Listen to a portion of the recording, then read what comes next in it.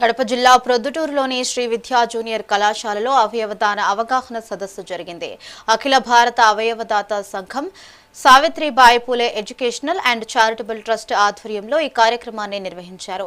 మరణించినా జీవించడం అనే నినాదంతో రోడ్డు ప్రమాద బాధితుల అవయవాలను దానం చేయడం ద్వారా ప్రాణాపాయ స్థితిలో ఉన్నవారిని ఆదుకోవాలని వక్తలు పిలుపునిచ్చారు. ఈ కార్యక్రమంలో విద్యార్థులు స్వచ్ఛందంగా ముందుకు వచ్చి అవయవదానంపై తమ సామాజిక బాధ్యతను చాటుకుంటూ ప్రతిజ్ఞ చేశారు. బ్లడ్ బ్యాంకులో మా కలెక్టర్ గారు చైర్మన్, నేను ప్యాటర్న్గా ఉన్నా. ఎవరికైనా బ్లడ్ కావాలంటే ఇచ్చిన సమయంలో మీకు ప్యాకేజ్ పంపిస్తున్నాము. అలాంటి దాంట్లో కూడా మేము హెల్ప్ చేస్తున్నాము. ఎవరైనా పూర్ జూనియర్స్ కానీ విక్టిమ్ కానీ క్లయింట్స్ కానీ ఉంటే ఫ్రీ ఆఫ్ కాస్ట్ చేశాను కాబట్టి నాకు నేషనల్ స్థాయి గుర్తింపించింది. సార్ గారి దగ్గర కేర్ చేయలేకపోయినా కానీ నేను చేసిన కేసులు అందరూ ఎస్పీ డిఎస్పీ లేదు, ఇద్దరు ఎస్పీ రిటైర్డ్ అయ్యారు. Thank you sir.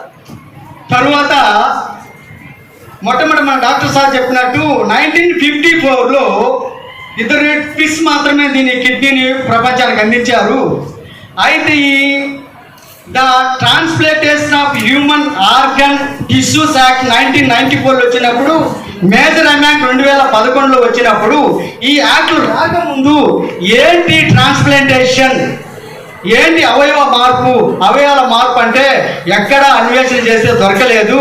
అయితే మొట్టమొదట బిఫోర్ ఒక స్కిన్ మాత్రమే ట్రాన్స్ప్లాంటేషన్ జరిగేది. ఉదాహరణకి నేను చిన్నప్పుడు ఒక ఆయన బండి అవయవాన్ని మార్పు చేయొచ్చు. అయితే ఇక్కడ ఇంకోటి మెయిన్ థీమ్ ఏమిటంటే BD and AD. What is the beedi?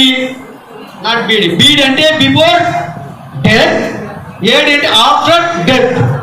Before death ఒక ట్రాన్స్ప్లాంటేషన్ ఉంది, ఆఫ్టర్ డెత్ ఒక ట్రాన్స్ప్లాంటేషన్ ఉంది.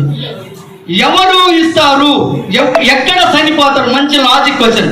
ఎక్కడ చనిపోతారు? మెయిన్ ఎక్కడ చనిపోతారు? డిసీజ్డ్ ఎక్కడ? ఎస్ సార్ చెప్తున్నాడు, ఎందుకంటే అనుభవం. హాస్పిటల్లో ఎక్కువ చనిపోతారు patients. There is no requirement or any lack of medical treatment or any, but there is no chance to live alive by the God. ఎందుకంటే మీరు నవ్వుతున్నారు కానీ ఆర్గాన్ ఫెయిల్యూర్ ఆ ఫ్యామిలీ సఫర్ అవుతుంటే ఆ సఫర్ బాధ అనేది ఆ ఇంట్లో కుటుంబ సభ్యులకు, ఆ బంధువులకు తెలుస్తుంది. ఎందుకంటే మేము పబ్లిక్లో తిరుగుతుంటాము, తర్వాత రోడ్ యాక్సిడెంట్స్ ఎవరైతే ఉంటారో ఆ పేషెంట్స్ కూడా డీల్ చేస్తుంటాం, వాళ్ళతో మాట్లాడుతుంటాం. ఆ కేసులకు సంబంధించి మేము పర్సనల్గా విజిట్ చేస్తుంటాం కాబట్టి మాకు తెలుస్తుంది. ముఖ్యంగా ఆర్గాన్స్ ఫెయిల్యూర్ దాదాపు రోడ్ యాక్సిడెంట్స్లో, తర్వాత కొంతమంది కోమాలోకి వెళ్ళిపోవడం. జనరల్గా ఆర్గాన్స్ ఫెయిల్యూర్ అంటే ఆర్గాన్స్ అంటే ఏమి? Heart, I, liver, main organs బాడీలో. ఫెయిల్యూర్ అయినప్పుడు ఫస్ట్ గుర్తొచ్చేది రోడ్ యాక్సిడెంట్లో కోమాలోకి పోయిన పేషెంట్ ఈ ఆర్గాన్స్ కు సంబంధం ఏంటంటే సంబంధం ఉంది.